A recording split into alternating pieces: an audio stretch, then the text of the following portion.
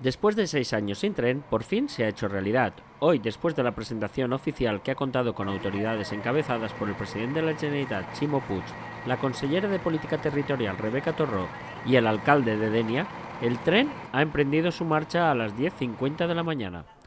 Avui, 6 anys després, és un dia important, conforme he dit, perquè el tren ja es pot utilitzar. Un tren que es va parar en el seu moment, vull recordar, sobretot per les mesures de seguretat, per el perill que comportava que continuaren les persones anant fins a Benidorm en un tren que la infraestructura estava totalment per a canviar.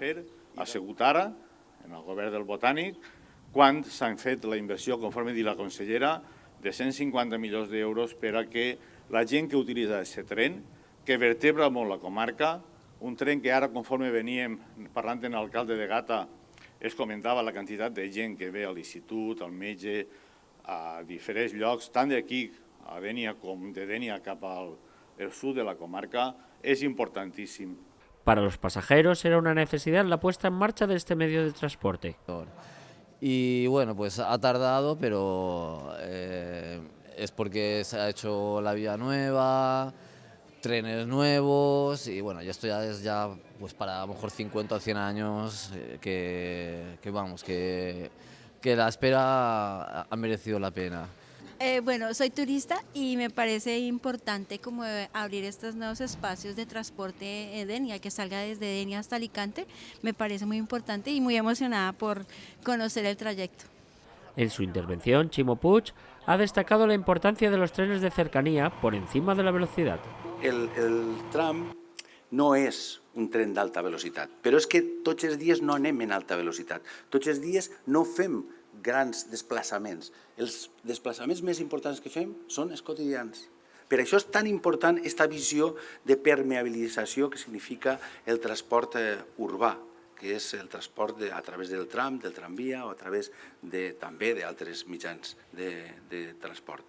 El presidente de la Generalitat también ha informado de los descuentos que se realizan en el precio de los billetes con las ayudas. Veu, més a més, que el que estem intentant a través de la gratuïtat fins als 30 anys ajudar en un moment difícil, en un moment de lluita contra la inflació comuna, però també ajudar a integrar permanentment ja en la mirada dels joves el que és el transport públic de proximitat. I en aquest sentit, garantir que en estos, com a mínim, durant 6 mesos va ser gratuït, i anem a veure com va la inflació per continuar.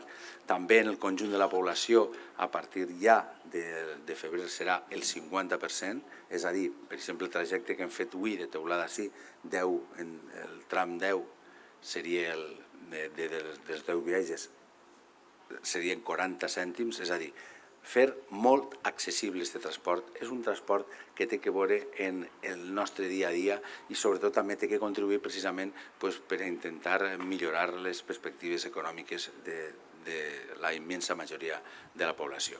La consellera Rebeca Torró ha remarcado la importancia de unir el territorio.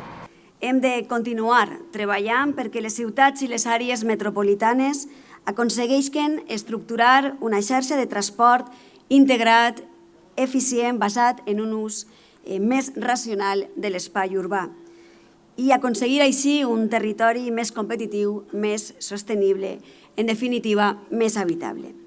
Ahora se seguirá trabajando en acabar las obras del puente de Kisi para que no sea necesario realizar un transbordo.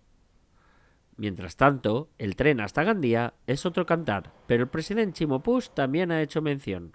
Ara hem de donar un pas més enllà i per això, abans d'acabar este mes, probablement, o en les properes setmanes, en qualsevol cas, se traurà ja a licitació l'estudi preliminar per tal d'anar a aquesta ambició també de Dénia fins a Gandia. Perquè el que es tracta és d'anar suturant totes les comarques de la comunitat, però suturar-les sense generar també noves fronteres.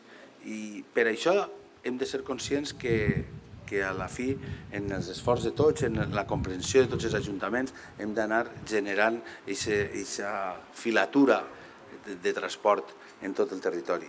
Ara arribarem fins a Gandia i el que es tracta és que més enllà de lo que és la velocitat de punts de les capitals, que sí que volem que més pront que tard i en els propers anys més pront que tard arribarà a aquesta velocitat alta entre Castelló, València, Alacant, però que la quotidianitat del transport metropolità i el transport urbà és fonamental.